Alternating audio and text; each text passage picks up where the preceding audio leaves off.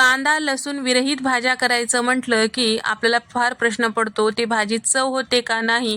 तर सध्याला श्रावण महिना सुरू होत आहे, तर सगळ्यांच्या घरात 99% कांदा लसूण विरहित स्वयंपाक होतो.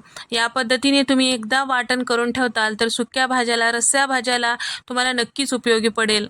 नेहमीपेक्षा दुप्पट चवीच्या ह्या भाज्या होतात. तर अगदी मस्त या पद्धतीची भाजी 5 ते 7 मिनिटांमध्ये तयार होतो. तर अशा पद्धतीचं जादुई वाटण कसं करायचं ते पाहणार आहोत. तर त्यासाठी इथे मी कढईमध्ये अर्धा कप शेंगदाणे हलकंसं डाग लागेपर्यंत भाजून घेणार आहे. तर या ठिकाणी छान असं हे शेंगदाणे परतून घेतल्यानंतर एका ताटामध्ये काढून घेऊया. त्याचबरोबर याच कढईमध्ये इथे मी पाव कप इतकं धने घेतलेले आहेत आणि त्याचबरोबर एक 5 चमचे इतकं जिरे घेतलेलं आहे. म्हणजे पाव कपमध्ये अर्ध घेतलेलं आहे जिरे.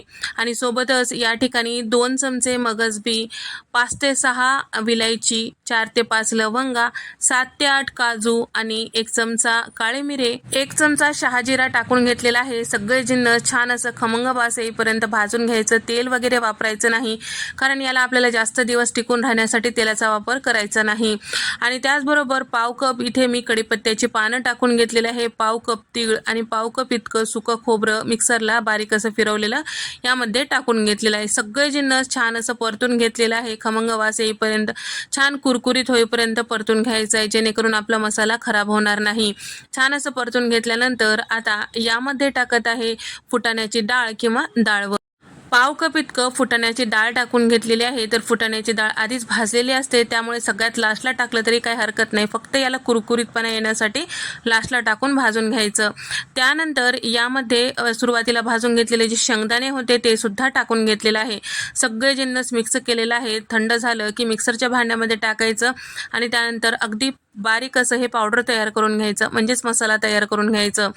तर इथे जे कढीपत्ता होता ते ओलसर असतो, पहिल्यांदा ते चेक करायचं. जर ओलसर असेल तर आणखीन थोडंसं भाजून घ्यायचं. कढीपत्तासुद्धा छान असं मॅश होत आहे, त्यावेळेस मिक्सरमधून या पद्धतीने अगदी बारीक स्वरूपात हे पावडर करून घ्यायचं किंवा मसाला तयार करून घ्यायचं. इथे आपला हा मसाला तयार झालेला आहे. तर असा मसाला साधारण महिनाभर टिकून राहतो. कांदा लसूण विरहित भाज्या किंवा कांदा लसूण असेल तरीसुद्धा त्या भाज्यामध्ये तुम्ही हे वाटण टाकू शकता. तर या ठिकाणी कोरड्या बरणीमध्ये, गच्च झाकण्याच्या बरणीमध्ये जर तुम्ही हे ठेवताल तर अगदी चुटकीसर तुमचे कोणत्याही भाज्या तयार होतात. 50 पेक्षा जास्ती भाज्या यापासून तुम्ही करू शकता. हे मसाला वापरून भाजी कशी करायचं ते पाहूया. कढईमध्ये तांब्यावर पाणी टाकून घेतलेलं आहे. अर्धी वाटी इथे मी फ्लावरचे तुरे, अर्धी वाटी बटाट्याचे काप टाकून घेतलेलं आहे आणि पाव वाटी इतकं गाजराचे फोडी टाकून घेतलेलं आहे. अर्धी वाटी इतकं इथे मी पांढरा वाटाणा टाकून घेतलेला आहे. तर पांढरा वाटाणा भिजवलेला होता, मगच हे शिजून घेत आहे. सगळे जिन्नस छान असं नरम होईपर्यंत शिजून घ्यायचं. हलकंसं नरम झालं की ताटामध्ये काढून घ्यायचं. तर या ठिकाणी तुम्ही भाज्या उकडून घेऊ शकता किंवा वाफून घेऊ शकता. फक्त पांढरा वाटाणा जो आहे तो उकडून घेणं गरजेचं आहे, कारण ते भिजवलेला असतो आणि त्याचे जिन्नस जे आहेत उकडल्याशिवाय नरम होत नाही. तर या ठिकाणी आता सगळे जिन्नस या पद्धतीने ताटामध्ये काढून घेतलेलं आहे. आता यापासून भाजी कसं करायचं ते पाहूया. तर इथे मी साधारण अर्धा कप इतकं वाटण घेतलेलं आहे, म्हणजेच मसाला घेतलेला आहे. त्यामध्ये अर्धा कप पाणी टाकून मिक्सरला फिरवून घेतलेलं आहे, त्यामुळे छान दाटसर अशी आपली भाजी तयार होते. तर कढईमध्ये इथे मी साधारण एक 5 चमचे तेल टाकून घेतलेलं आहे. अर्धा चमचा मोहरी, अर्धा चमचा जिरं आणि 2 मध्यम आकाराची टोमॅटो बारीक असं चॉपरमधून काढून घेतलेलं आहे, किंवा तुम्ही इथे प्युरी सुद्धा वापरू शकता, बारीक चिरून सुद्धा टोमॅटो वापरू शकता. परतून घ्यायचं. त्यानंतर 1.5 चमचा इथे मी लाल मिरची पावडर आणि अर्धा चमचा हळद आणि अर्धा चमचा गरम मसाला किंवा भाजीला जो कोणता मसाला वापरतात ते टाकायचं. त्यानंतर इथे मी फ्रेश अशी मेथी घेतलेली आहे, साधारण अर्धा कप इतकं बारीक चिरून घेतलेली कसुरी मेथी सुद्धा तुम्ही वापरू शकता.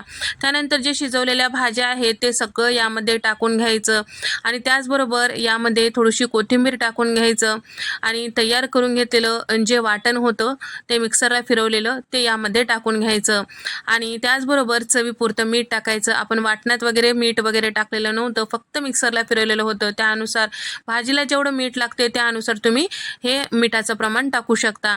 त्यानंतर आता हे सगळे जिन्नस छान असं व्यवस्थित मिक्स करून घ्यायचं आहे. त्यानंतर आता या ठिकाणी आता आपल्याला सगळं मिक्स केलं की झाकण लावायचं आहे. हे वाटण टाकल्यामुळे हे वाटणाची चव भाज्यामध्ये जाण्यासाठी झाकण लावून वाफून घेतलं की हलकंसं तेल सुटते. त्यावेळेस समजायचं की आपले मसाले सगळे व्यवस्थित मिक्स झालेले आहे, छान असं जिन्नस सगळे एकजीव झालेले आहेत. या ठिकाणी तुम्ही आता समजायचं की आता इथे आपल्याला पाणी टाकायचं आहे. तर तुम्हाला रस्सा भाजी करायची असेल तर त्यानुसार पाणी टाकायचं. थोडीशी लपतपी भाजी करायची असेल तर पाण्याचं प्रमाण कमी करायचं. तर इथे मी थोडीशी लपतपी अशी भाजी करत आहे, त्यामुळे पाण्याचं प्रमाण कमी ठेवलेलं आहे. साधारण कपभर इतकं पाणी टाकून घेतलेलं आहे. सगळ्या भाज्या ऑलरेडी शिजलेल्या होत्या, त्यामुळे फारसा वेळ लागत नाही. साधारण 2 मिनिटामध्ये ह्या भाज्याला तेल सुटू लागतो. त्यावेळेस समजायचं की आपल्या भाजीचे सगळे जिन्नस छान असं मिक्स झालेले आहे, भाजी शिजल्या गेलेली आहे. इथे आपली मस्त चमचमीत अशी भाजी तयार झालेली आहे.